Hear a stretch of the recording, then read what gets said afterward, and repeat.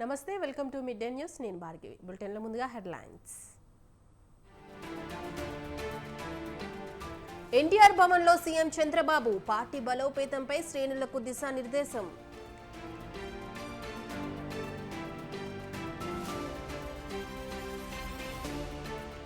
NTR grounds లో ISKCON Jagannath రథయాత్ర ప్రారంభించిన CM Revanth.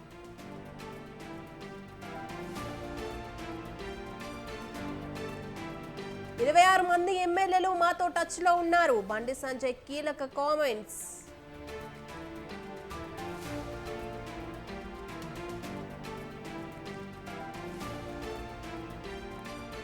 Group 1 preliminary పరీక్షల ఫలితాలు విడుదల. 31,000 మంది క్వాలిఫై.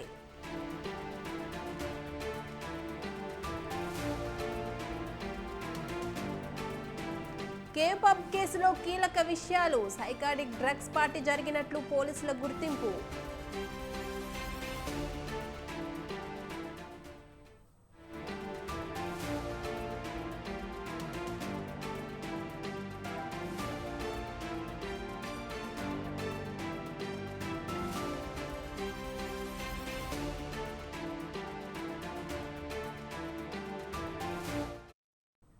గ్రూప్ 1 ప్రిలిమ్స్ ఫలితాలు టీజీపీఎస్సీ విడుదల చేసింది. ఫలితాలతో పాటు ఫైనల్ కీని కూడా వెబ్సైట్లో అందుబాటులో ఉంచింది. మొత్తం 31,382 మంది అభ్యర్థులు మెయిన్స్కు అర్హత సాధించారు.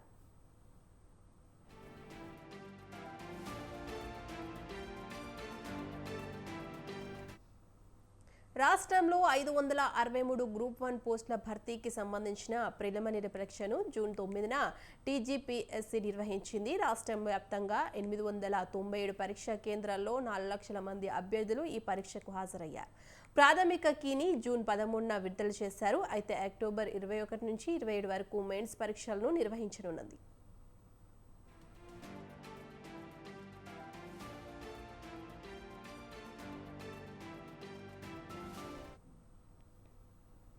కేపబ్ కేసులో కొత్త విషయాలు వెలుగులోకి వస్తున్నాయి. పబ్లో సైకాటిక్ డ్రగ్స్ పార్టీ జరిగినట్లు పోలీసులు గుర్తించారు. గోవా నుండి డ్రగ్స్ దిగుమతి చేసి విక్రయించినట్లు పోలీసులు తేల్చారు. పట్టుబడ్డ వారంతా 2 రోజులుగా డీజే గౌర్తో కాంట్రాక్ట్లో ఉన్నట్లు గుర్తించారు. డ్రగ్స్ కోసం వినియోగదారులు డీజే గౌరవ్తో కోడ్ లాంగ్వేజ్లో చాటింగ్ చేసేవారని పోలీసులు తెలిపారు. డీజే గౌరవ్కు హైదరాబాద్లో ప్రముఖ కాంట్రాక్టర్స్పై పోలీసులు విచారణ చేస్తున్నారు. అయితే కేపబ్లో పట్టుబడిన వారిలో 17 మంది గంజాయి, 4 కొకైన్, 1 మెటాలిక్ డ్రగ్స్ సేవించినట్లు నిర్ధారించారు.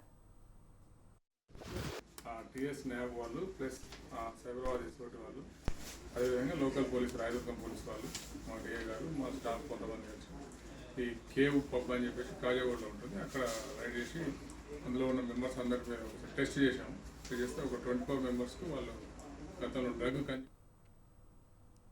ఇక కేవ్ పబ్కి సంబంధించి మరిన్ని విషయాలు మా ప్రతినిధి పవన్ అందిస్తారు. పవన్, చెప్పండి. కేవ్ పబ్ లో అనేక విషయాలు కూడా వెలుగులోకి వస్తున్నాయి. కొత్తగా చూస్తే మాత్రము ఒక కోడ్ లాంగ్వేజ్ ద్వారానే గోవా నుంచి డ్రగ్స్ తీసుకొస్తున్నట్లుగా పోలీసులు గుర్తించారు. ఎందుకంటే ఇప్పటికే దీనికి సంబంధించి అన్ని ఆధారాలను కూడా సేకరించారు. అంటే వీకెండ్ వస్తే చాలు కేవ్ పబ్ లో డ్రగ్స్ మాత్రం విచ్చలవిడిగా సరఫరా కొనసాగుతుందనేది మాత్రం ప్రధానంగా ఇటు నార్కోటిక్ సంబంధించిన పోలీసులకు ఇన్ఫర్మేషన్ ఉంది. ఈ ఇన్ఫర్మేషన్ తోనే నిన్న రాత్రి రైడ్స్ నిర్వహించగా 17 మంది గంజాయి సేవించారు. మరొక 4 మాత్రము మెటాలిన్ డ్రగ్ సేవించినట్లుగా పోలీసులు గుర్తించారు. మొత్తానికి ఇప్పటి వరకు కూడా 26 మంది డ్రగ్స్ సంబంధించిన టెస్ట్ లో పాజిటివ్ కూడా వచ్చింది. వారందరినీ కూడా ప్రజెంట్ అదుపులోకి తీసుకున్నారు. అయితే ఇదంతా చూస్తుంటే మాత్రం డీజే గౌరవ్ హైదరాబాద్ లో ఇలాంటి పార్టీలకు సంబంధించి డ్రగ్స్ సరఫరా చేసినట్లుగా పోలీసులు గుర్తించారు. గుర్తించిన నేపథ్యంలో అతని సెల్ ఫోన్ ద్వారా పూర్తిగా డ్రగ్స్ ఎవరెవరికి సరఫరా చేశారు, అంతేకాకుండా డ్రగ్స్ ని గోవా నుంచి ఎలా హైదరాబాద్ రప్పించాడు అనే దానిపైన పోలీసులు విచారణ కొనసాగిస్తున్నారు. విచారణలో భాగంగా ఇంకా కొత్త విషయాలు కూడా వెలుగులోకి వచ్చే అవకాశం కూడా ఉంది. అయితే దీనికి సంబంధించి గోవా నుంచి డ్రగ్స్ దిగుమతి చేసే నేపథ్యంలో ప్రతిరోజు దీనికి సంబంధించిన విషయంలో ఎప్పటికప్పుడు కోడ్ లాంగ్వేజ్ ద్వారానే గోవా నుంచి కూడా డ్రగ్స్ సంబంధించి వారికి ఇన్ఫర్మేషన్ ఇవ్వడం, వారు ఇటు హైదరాబాద్ తీసుకురావడం అంతా కూడా కొనసాగుతున్నట్లు పోలీసులు గుర్తించిన పరిస్థితి కనిపిస్తుంది. మొత్తానికి ఇంకా గౌరవాన్ని విచారిస్తే ఇంకా చాలా విషయాలు కూడా వెలుగులోకి వచ్చే అవకాశం కూడా స్పష్టంగా కనిపిస్తుంది. Right, thank you Pawan.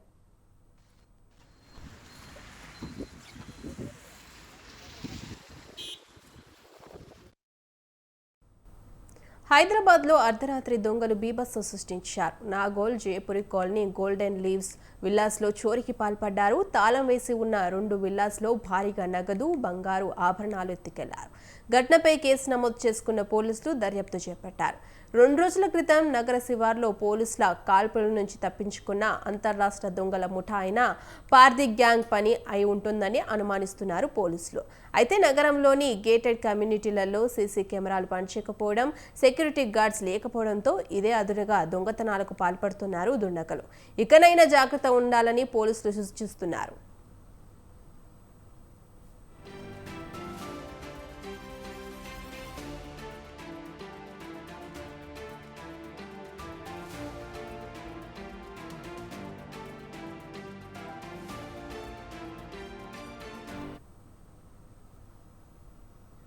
సమయం లేదు మిత్రమా, ఇది ఓ సినిమాలో పాపులర్ డైలాగ్. తెలంగాణలోని రేవంత్ సర్కార్కు ఇప్పుడు ఇది సరిగ్గా అతికించినట్లుగా సరిపోతోంది.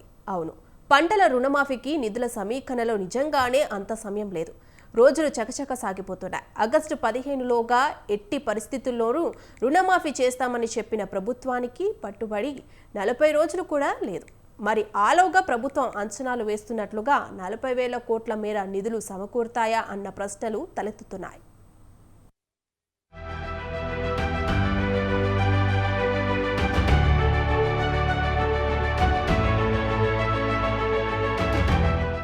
సుమారు 40 రోజులు 30,000 కోట్ల రూపాయలు. అవును, రాష్ట్ర ప్రభుత్వం హామీ ఇచ్చిన మేరకు రైతు రుణమాఫీ, రైతు భరోసా, రైతు బీమా అమలు చేయడం కోసం కావలసిన మొత్తం ఇది.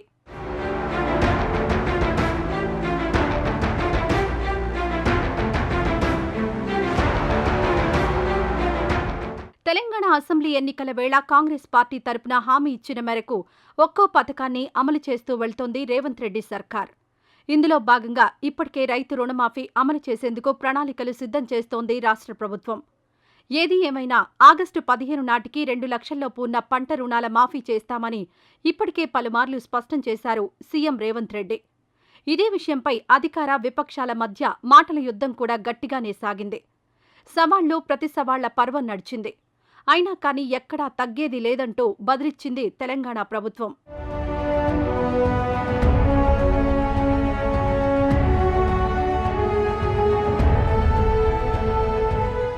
అయితే ప్రతి నెల రాష్ట్ర ప్రభుత్వానికి సుమారు 14,000 కోట్ల మేర ఆదాయం వస్తుండగా ఇప్పటికే దానికి మించిన ఖర్చులున్నాయి.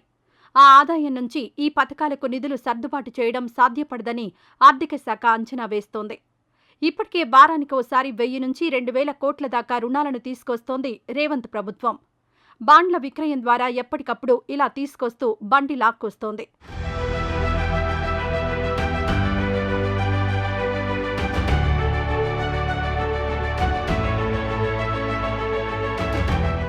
అయితే ఓవైపు రైతు రుణమాఫీతో పాటు పంటల సాగు సీజన్ ఇప్పటికే ప్రారంభమైంది. దీంతో రైతు భరోసా పథకం కింద పెట్టుబడి సాయాన్ని అన్నదాతల బ్యాంకు ఖాతాల్లో జమ చేయాల్సి ఉంది. సెప్టెంబర్ నాటికి ముగిసే ఈ సీజన్లో రైతు భరోసా కింద ఒక్కో ఎకరానికి 7,500 రూపాయల చొప్పున జమ చేయాల్సి ఉంది. ఈ పథకానికి కనీసంగా ఎంత లేదన్నా 5,000 కోట్ల రూపాయల మేరైనా తక్షణం అవసరమని ప్రభుత్వ అంచనా. అలాగే ఆగస్టు 13లోగా 30 లక్షల మందికి పైగా రైతన్నలకు జీవిత బీమా కల్పించే రైతు బీమా పథకానికి 1,500 కోట్లకు పైగా ప్రీమియం సొమ్మును ఎల్ఐసికి రాష్ట్ర ప్రభుత్వం చెల్లించాల్సి ఉంది.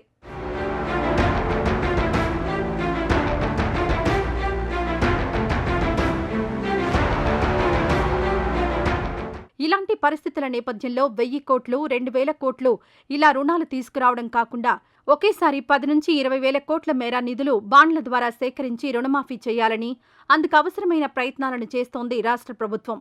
ఈ దిశగా ముందుకు వెళ్లవచ్చా అన్న అంశాలను పరిశీలిస్తోంది.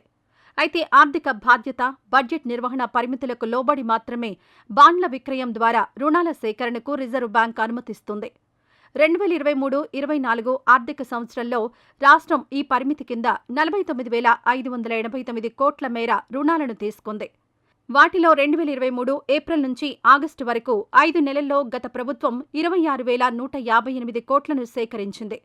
ఇక ప్రస్తుత విషయానికొస్తే 2024-25 ఆర్థిక సంవత్సరంలో 50,000 కోట్లకు మించి రుణాలను ఎఫ్ఆర్బీఎం పరిమితికి లోబడి సేకరించే అవకాశాలున్నట్లుగా తెలుస్తోంది. వీటి నుంచి గతేడాది మాదిరిగానే ఆగస్టులోగా 40,000 కోట్లను తీసుకుంటే 3 పథకాలకు సర్దుబాటు చేయడం సాధ్యమని అంచనా.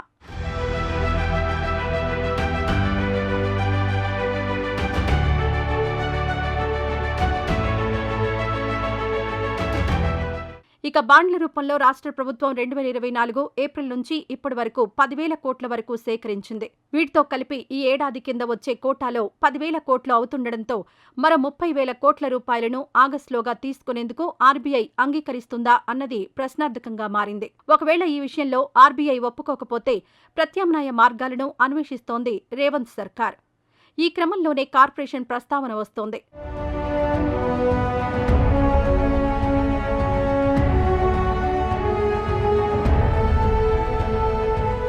కొత్తగా రైతు సంక్షేమ అభివృద్ధి కార్పొరేషన్ ఏర్పాటు చేసి దాని తరపున రాష్ట్ర ప్రభుత్వం గ్యారంటీ ఇచ్చి ఒకేసారి 35,000 కోట్ల రూపాయల మేర రుణం తీసుకునే అవకాశం ఉందా అన్న చర్చ కూడా సాగుతోంది.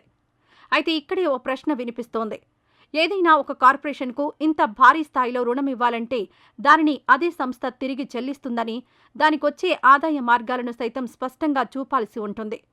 ఒక సంస్థ లేదంటే ఒక పథకం పేరుతో ఇచ్చే రుణ సొమ్మును దానికి మాత్రమే వినియోగించాలని, అలా చేయని పక్షంలో రాష్ట్ర ప్రభుత్వం పూచీకత్తు ఇవ్వడం చెల్లదని ఇటీవలే రిజర్వ్ బ్యాంక్ వర్కింగ్ గ్రూప్ సిఫారసు చేసింది.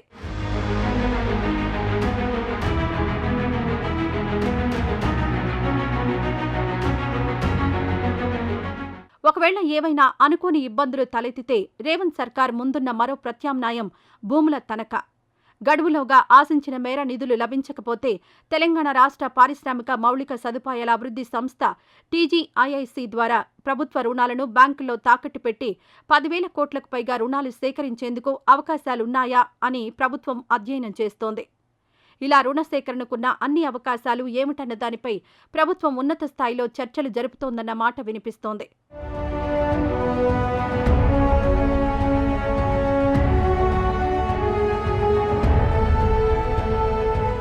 అన్నీ అనుకున్నట్లుగా జరిగితే రుణ సేకరణ సాధ్యమైనంత త్వరగా పూర్తి చేసి మాఫీ సొమ్మును బ్యాంకులకు జమ చేయాలని భావిస్తోంది తెలంగాణ ప్రభుత్వం. జూలై 15 నుంచి మొదలుపెట్టి ఆగస్టు 15లోగా దశలవారీగా తొలుత 50,000 లోపు, ఆ తర్వాత నిధుల లభ్యత ఆధారంగా 75,000, అనంతరం ₹1,00,000 ఇలా కొంత పెంచుకుంటూ పోవాలని భావిస్తోంది.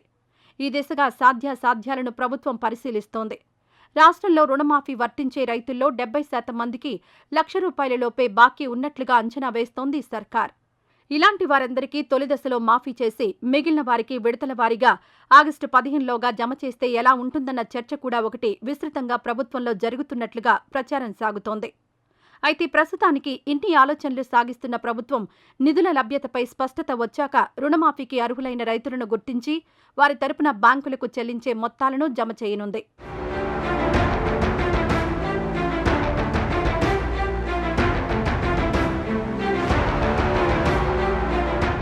మరి ప్రభుత్వం ఆశిస్తున్నట్లుగా రుణాల సేకరణ విషయంలో రిజర్వ్ బ్యాంకు నుంచి ఆశించిన మేర సాయం తెలంగాణ ప్రభుత్వానికి అందుతుందా? ఆగస్టులోగా 40,000 కోట్ల రూపాయలు సమకూరుతాయా అన్నది ఆసక్తి రేపుతోంది.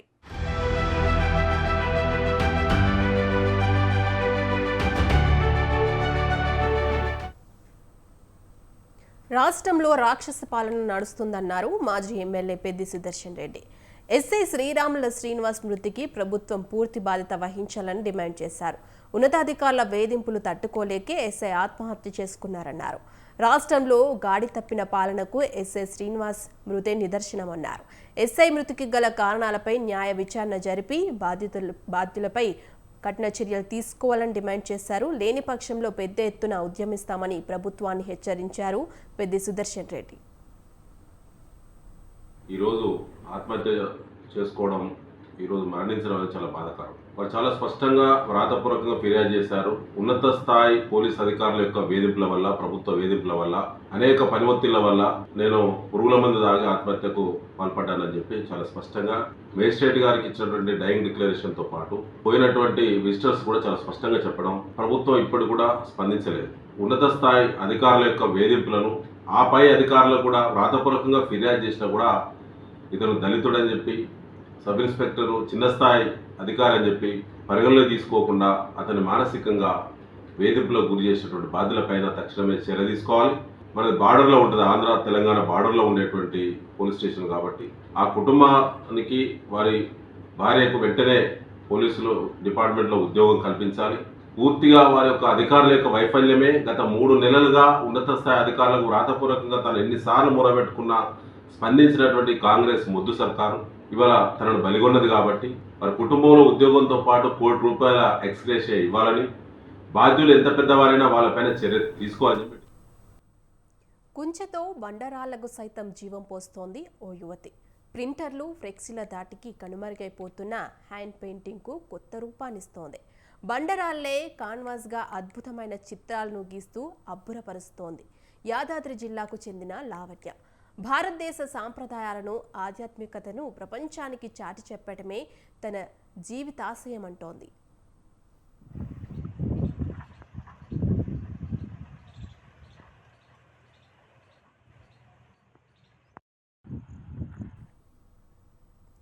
మహబూబాబాద్ జిల్లా మరిపెడ మండల కేంద్రంలో తన అద్భుతమైన పెయింటింగ్ కళా నైపుణ్యాన్ని ప్రదర్శించింది లావణ్య. బండరాళ్ళని తన కాన్వాస్గా ఎంచుకొని సజీవ దృశ్యాలను ఆవిష్కరించింది. ఇప్పటికే యాదాద్రి భువనగిరి జిల్లాలోని స్వర్ణగిరి ఆలయాన్ని గీసి అందరినీ ఆశ్చర్యపరిచిన లావణ్య మరిపెడలో ఉన్న బండరాలపై అటవీ జంతువుల బొమ్మలను జీవం ఉట్టిపడేలా చిత్రించి నిర్మానుష్యంగా ఉన్న ప్రదేశాన్ని పిక్నిక్ స్పాట్గా మార్చి అందరినీ మన్ననలను పొందుతోంది.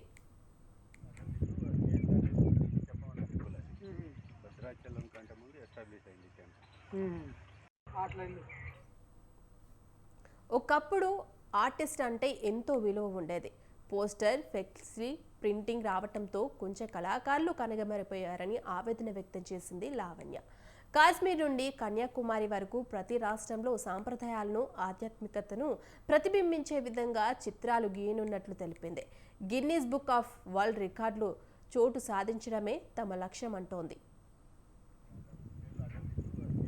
మేము ఇక్కడ పెయింటింగ్స్ వేయడానికి వచ్చినాం. మేము ఇక్కడ మా ఇన్స్పిరేషన్ ఏంది అని అంటే సొసైటీకి అంటే నన్ను నేను ఒక ఎగ్జాంపుల్గా అయ్యి నేను వాళ్ళకి చూపెట్టాలి. అంటే ఏ విధంగా అంటే ఎంతసేపు గవర్నమెంట్ జాబ్లు లేకపోతే అక్కడ జాబ్ సంపాదించాలా, ఇక్కడ జాబ్ సంపాదించాలా అని అన్నట్టు కాకుండా వాళ్ళకి ఎట్లాంటి అయితే ప్యాషన్స్ ఉంటాయో, వాళ్ళకి ఎట్లాంటి ఆలోచనలు ఉంటాయో, ప్రతి ఒక్క మనిషి డిఫరెంట్గా యూనిక్గా ఉంటాడు. వాళ్ళకున్న ఆలోచనలని భయం లేకుండా వాళ్ళని వాళ్ళు ఎక్స్ప్రెస్ చేసుకోవాలి అనేది నేను వాళ్ళకి ఎంకరేజ్ చేస్తాను. అది నా త్రూలో అదే పని చేయడానికి కూడా ఇష్టపడతాను నేను. అట్లా నేను పెయింటింగ్స్ కూడా ఇట్లా ఇది ఒక డిఫరెంట్ ఫీల్డ్ అని చెప్పేసి నాకు ఇష్టం కాబట్టి నేను ఇది చూస్ చేసుకున్నాను.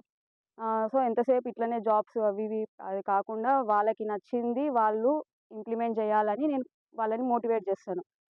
ఎట్లా అంటే లైక్ సొసైటీలో ఏదైనా ప్రాబ్లం ఉంటే దానికి సొల్యూషన్స్ తీసుకురావడము, ఆ విధంగా వాళ్ళు ఆలోచించి స్టార్టప్ ఐడియాస్తోని మనకి డెవలప్డ్ కంట్రీ అవ్వడానికి మనకి 2047 వరకల్లా మనకి యూస్ఫుల్ అవుతుంది అని నేను గట్టిగా చెప్తాను నేను. వరంగల్ జిల్లాలో సిఐ, అడ్వకేట్ మధ్య రచ్చ నడిచింది. రాంగ్ రూట్లో వచ్చావని ఇంతేజార్జాన్ police station CI Shiva advocate ప్రయాణిస్తున్న కారును అడ్డుకోవడంతో ఇద్దరి మధ్య వాగ్వాదం నడిచింది. రాంగ్ రూట్లో వచ్చినందుకు ఫైన్ కడతానని చెప్పినా వినకుండా కుటుంబ సభ్యులతో వెళ్తున్న తనను ఇబ్బందులకు గురి చేశారని పోలీసు అధికారి తీరుపై మండిపడుతున్నారు అడ్వకేట్. ఇక వీరిద్దరి మధ్య జరుగుతున్న వాదనతో జనం గుమిగూడి నచ్చచెప్పడంతో వివాదం సద్దుమణిగింది.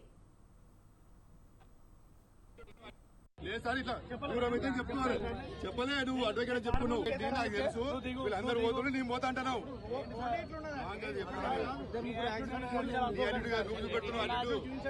నువ్వు అడ్వకేట్ చూపెడుతున్నావు.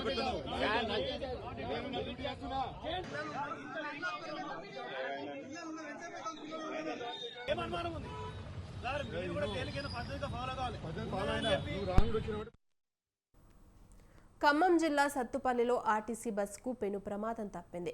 సత్తుపల్లి డిపో సమీపంలో ఆఫీసర్స్ క్లబ్ ఎదురుగా జాతీయ రహదారిపై మిషన్ భగీరథ పైప్లైన్కి సంబంధించిన వాల్ రోడ్పై వదిలివేయడంతో బస్ టైర్ పగిలిపోయింది. బస్ డ్రైవర్ చాకచక్యంగా అదుపు చేయడంతో ప్రమాదం తప్పింది. పైప్లైన్ వాల్ వల్ల ప్రమాదాలే కాకుండా టైర్లు పగిలిపోయి వాహనదారులకు అనేక ఇబ్బందులకు గురవుతున్నారు. ఇంత జరుగుతున్న మిషన్ భగీరథ అధికారులు నిమ్మకు నీరెత్తినట్టు ఉంటున్నారని వాహనదారులు మండిపడుతున్నారు. ఇప్పటికైనా మిషన్ భగీరథ అధికారులు స్పందించి ప్రమాదాలకు కారణమైన పైప్లైన్ వాల్స్ సరిచేసి రక్షణ కల్పించాలని వాహనదారులు కోరుతున్నారు.